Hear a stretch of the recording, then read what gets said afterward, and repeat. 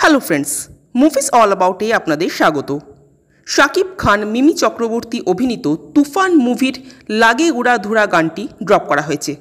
এক কথায় যদি বলি তো গানটা বেশ ঝিনচ্যাক টাইপের হয়েছে, মানে বড় পর্দায় এনজয় করার মতো গান। আমি কিন্তু এটা শুধুমাত্র শ্রোতা হিসেবে বলছি না, বলছি দর্শক হিসেবেও।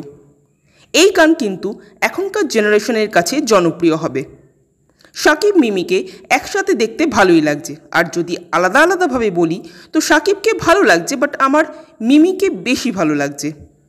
মিমিকে দেখতে খুব ভালো লাগছে, মিমির ডান্স, মিমির স্টাইল সবই দারুণ।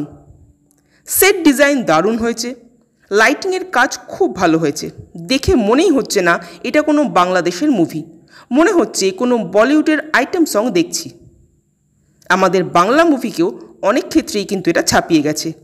যদিও কোরিওগ্রাফটা আমার খুব একটা ভালো লাগেনি, সেটা গানের মতো অতটা পাওয়ারফুলও হয়নি, তবে তাও বলবো ওভারঅল গানটা আমার বেশ ভালোই লেগেছে। আপনারা যারা গানটা শুনেছেন তাদের কেমন লাগলো জানাবেন, আর আমাদের ভিডিও ভালো লেগে থাকলে প্লিজ লাইক, শেয়ার ও সাবস্ক্রাইব করতে ভুলবেন না। Thank you.